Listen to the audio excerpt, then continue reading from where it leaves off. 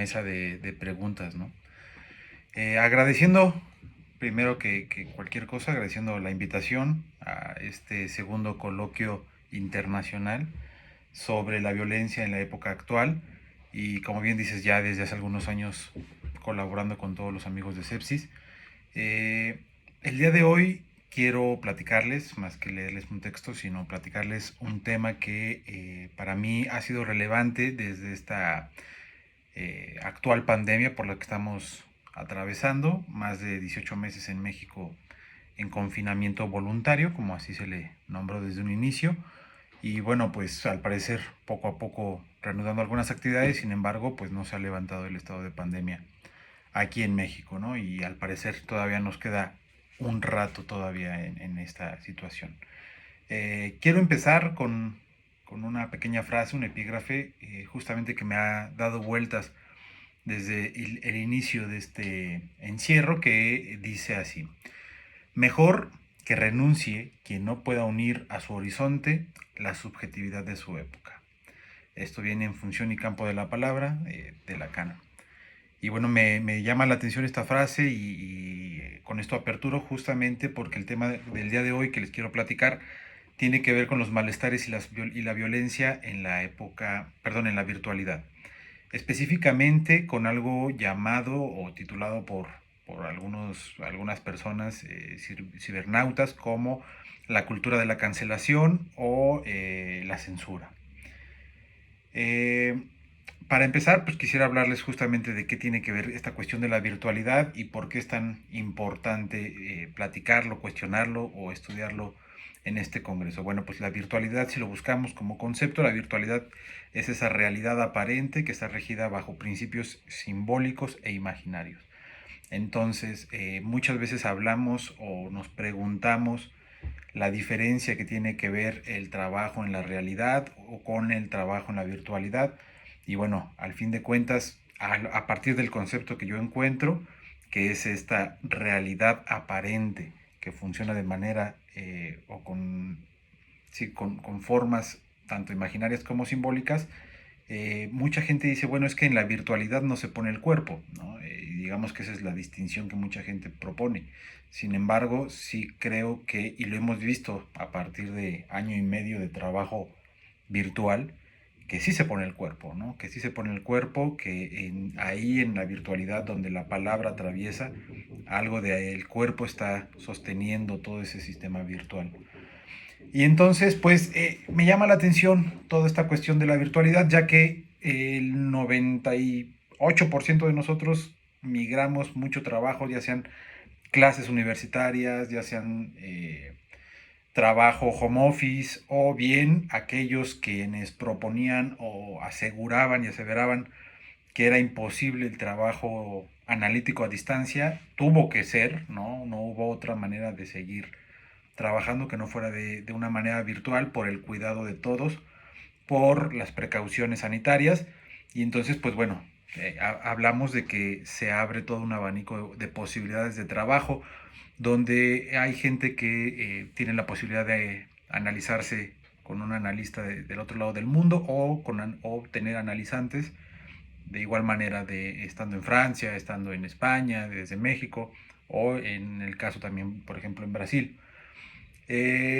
Esto me llama la atención justamente porque creo que sería una cuestión que para nosotros sería importante cuestionarnos, sería importante preguntarnos en qué momento pasamos de un no se puede a un, bueno, está bien, hagámoslo, ¿no? ¿Qué fue lo que se movió? ¿Cuáles fueron esos movimientos o esos estudios o no únicamente la pandemia, pues, o sea, qué hay detrás de todo ello? Eh, para platicarles un poquito, en las redes sociales, estas llamadas redes sociales, en el año 2020, el dato estadístico es que en el año 2020 hubo 3.8 billones de usuarios en las redes sociales. 3.8 billones de usuarios en las redes sociales. Y bueno, ¿qué tiene que ver esta cuestión de las redes sociales o qué son consideradas redes sociales? Pues bueno, también creo que a ninguno de aquí podríamos estar por fuera de redes sociales como Twitter, Facebook, Instagram, YouTube, etcétera, etcétera, etcétera, etcétera. Que nos han permitido muchísimas cosas, que nos han permitido seguir trabajando desde diferentes espacios. Sin embargo, me parecería importante darnos cuenta qué es lo que está sucediendo en la actualidad frente a estas redes sociales y el efecto que produce en estas nuevas generaciones, en los jóvenes, en los adolescentes y ya no tan adolescentes, que más adelante vamos a platicar de ellos, porque son considerados nativos digitales, ¿no? ¿Qué hay con estos nativos digitales? ¿Cómo se está viviendo esta cuestión de la virtualidad? ¿Y cuál es esta posición frente a la violencia cuando hay una censura? ¿O cuál es esta violencia a partir de la cultura de la cancelación?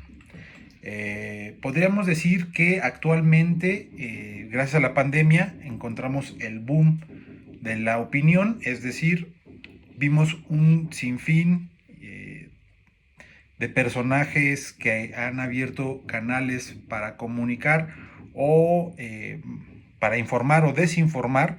Es decir, vivimos en el año 2020 una ola impresionante de información o desinformación, dependiendo mucho como lo queramos ver. Estamos en una época donde la opinión tiene un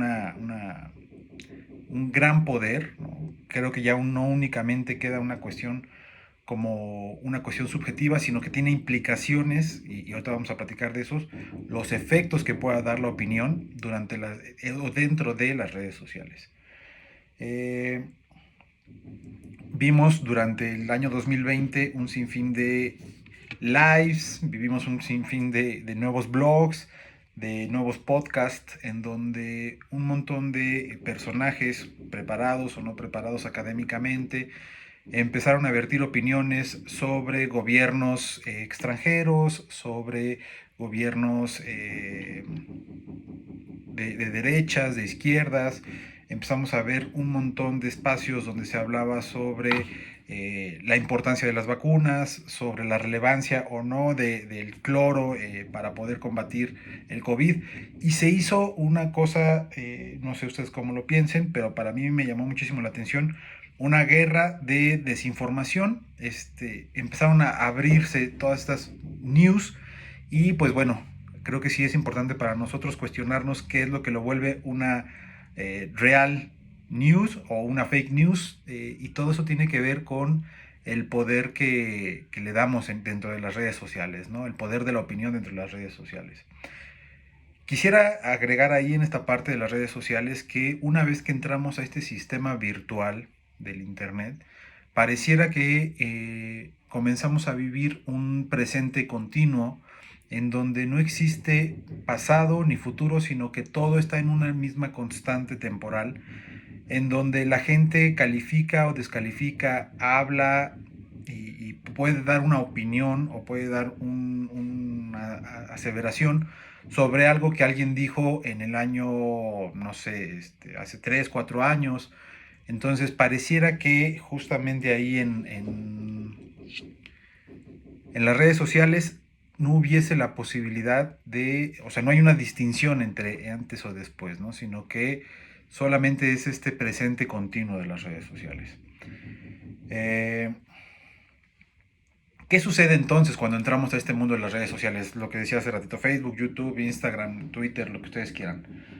Estas redes sociales se vuelven o se han convertido en el nuevo panóptico, ¿no? Por así decirlo también, para llamarlo desde esta posición Foucaultiana, en este panóptico donde todos nosotros nos hemos vuelto reos y nos hemos vuelto policías, ¿no? Donde al entrar a las redes sociales estamos exhibidos y a la vez estamos en esta posición de poder juzgar y de poder señalar y de poder decir quién está haciendo lo correcto o quién está haciendo lo incorrecto. Me llama la atención porque no será sin efectos. Es por ello que la invitación del día de hoy, de esta pequeña participación, es a poder repensar el lugar que tienen las redes sociales en la producción del malestar actual dentro de la cultura. Les voy a platicar algo rapidísimo que sucedió en el consultorio. Llega un paciente a platicar sobre una situación, angustiado porque en el trabajo lo habían corrido, ¿no? Le habían pedido el trabajo Y al platicar el porqué de la situación, pues bueno, él comenta que fue porque un departamento de la misma empresa, encargado de revisar las redes sociales, se había percatado que había tenido una fiesta el fin de semana donde había habido sustancias ilegales, donde esta persona había tenido contacto con gente que estaba fumando marihuana y que pues al parecer había habido esa situación, ¿no? Y entonces a mí me llamó mucho la atención, no sé si ustedes lo sabían, que ahora las empresas ya cuentan con un departamento especial justamente que se dedica a revisar las redes sociales de la gente o de los colaboradores de la empresa, ¿no? Estos llamados lugares de desarrollo organizacional la nueva forma de llamarle a los recursos humanos, eh, pues ahora está esta posición de vigilancia, ¿no? En donde la gente sube fotografías o etiquetan a la gente y entonces, pues bueno, aquí sí, que aquí ocurrió y a mí me llamó la atención porque justamente es algo que llega a nuestra consulta, la problemática, ¿no? De, pues bueno, pues me quedé sin trabajo por lo que sucedió o lo que vieron o lo que entendieron de lo que sucedió en las redes sociales. Es entonces que pues el día de hoy la invitación es a poder acercarnos lo más posible a un nuevo análisis del discurso, al estilo como nos lo plantea Foucault en Las palabras y las cosas, es decir, una deconstrucción social de la verdad, ¿no? Dentro de las redes sociales pareciera que hay una nueva forma de poder entender qué es lo moral, qué es lo ético, qué es lo bello, qué es lo placentero. Al parecer, si tú no estás de acuerdo con la posición del otro, si tú no estás de acuerdo con el ejercicio de opinión de una mayoría o de una normalidad, viene entonces el castigo, la censura, la cultura de la cancelación. Actualmente lo hemos visto que ha ayudado muchísimo y vamos a verlo, el arma de dos filos que tiene esta realidad aparente que es la virtualidad. Y entonces, como lo dice Foucault, ahí en Las palabras y las cosas, justamente esta deconstrucción de la verdad, pero ¿qué implica la verdad? ¿Quién pone la verdad en las redes sociales? Recording stopped. Recording in progress. Ah, ese no fui yo, ¿ah? No, perdón, adelante. Ah, ok. ¿Qué tal que ya me cancelaron? Entonces, cambiamos de tema para que no nos vayan a cancelar.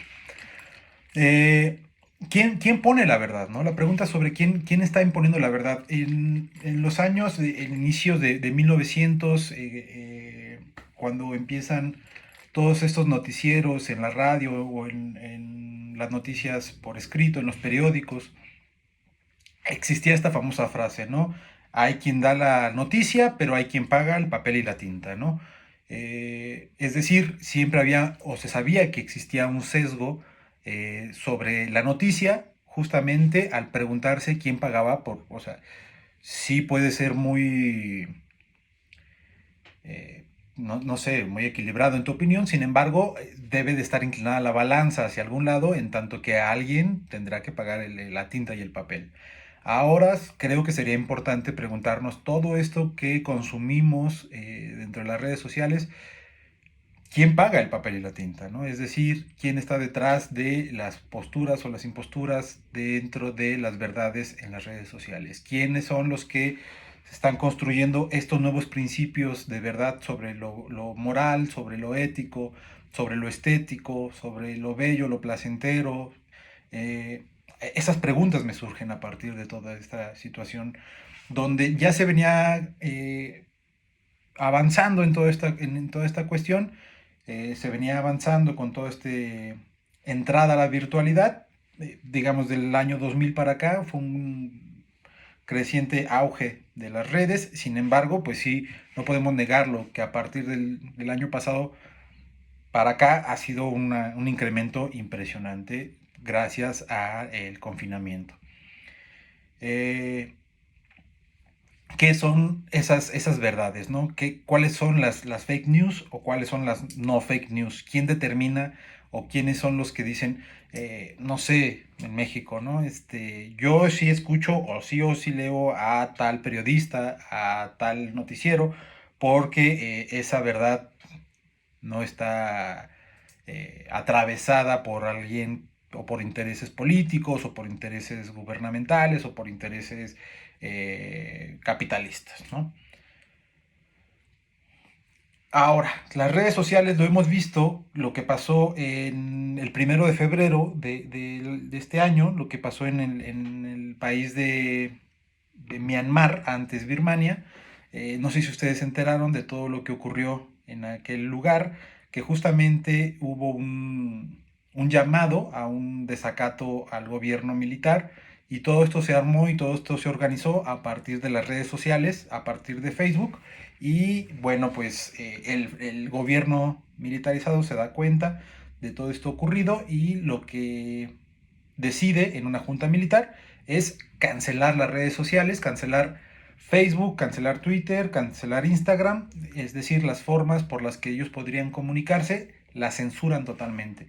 Hay un cierre de las redes sociales, ya platicaremos después qué es lo que encuentran ellos como alternativas para poder reorganizarse, pero hay una censura por parte del gobierno para que la información, para que la información no pueda salir al mundo, para que la gente no pueda conocer lo que estaba sucediendo en Myanmar, y dos, pues para que la gente no pudiese organizarse, ¿no? Que Facebook, después Mark Zuckerberg lleva todo un juicio porque se dan cuenta del poder que tiene Facebook, del poder que tienen las redes sociales, incluso para poder organizar un golpe de Estado, ¿no? Y entonces, ¿qué pasa cuando todos nosotros nos acercamos y nos adentramos a las redes sociales decidimos pertenecer a alguna de estas redes? Lo decíamos hace ratito, me parece, siguiendo esta idea de volvernos reos y volvernos policías. Y creo que sí somos los mejores y los peores policías, somos nosotros, ya que justamente estamos siendo parte y somos juez y parte de la situación. Esto me llama la atención, siguiendo un poquito con la idea de Foucault en Vigilar y Castigar. Lo que propone son nuevos modelos de moldeamiento social.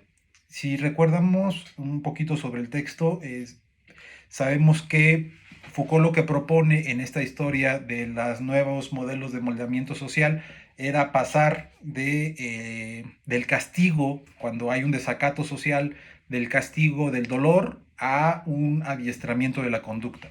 Es decir, como empieza el texto de Vigilar y Castigar, cuando nos habla sobre el desmembramiento de la persona que, se me acaba de ir el nombre, que está a punto de cometer regicidio, ¿no? Y recordamos ahí que es muy explícito Foucault con esa parte en donde el castigo tiene que ver en la plaza pública, en el desmembramiento, en convertirlo en cenizas y bueno, etcétera.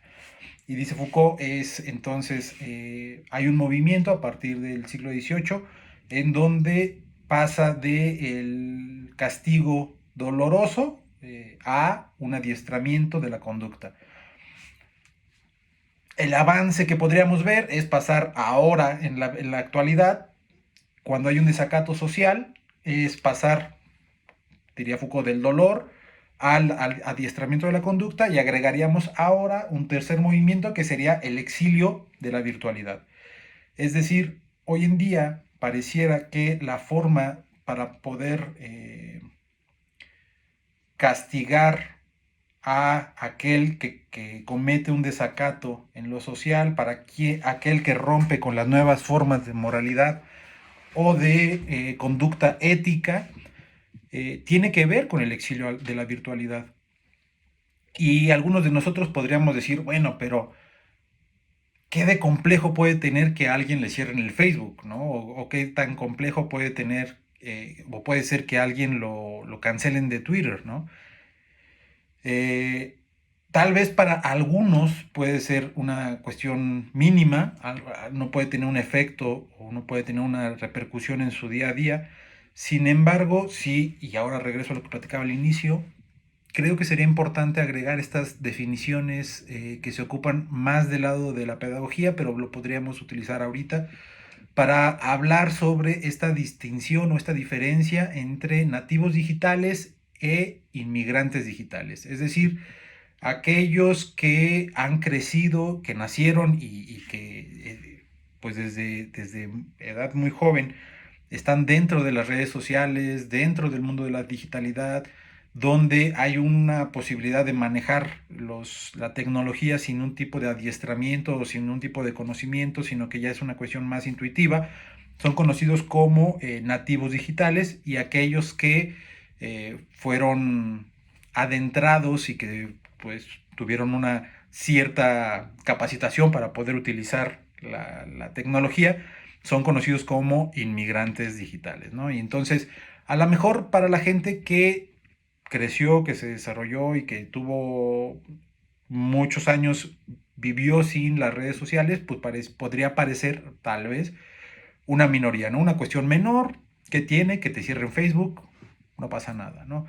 Sin embargo, si sacamos estadísticas de la gente nativa digital, es decir, la gente nacida de los 80s en adelante, y cuántas personas o cuántos hombres y mujeres, incluso su medio de sustento económico está basado por las redes sociales, por las ventas en Facebook, en WhatsApp, en Instagram. Algo de estos efectos lo podemos ver, no sé si a ustedes les pasó en sus consultorios, escucharlo de esta manera.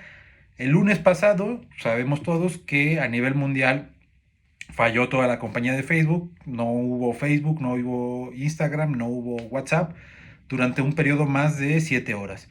Esto tuvo una implicación, ya me pasé, todavía no. Ah, Esto tuvo una implicación económica bastante grande, porque muchos negocios y muchas personas sostienen su economía familiar a partir de estas redes sociales.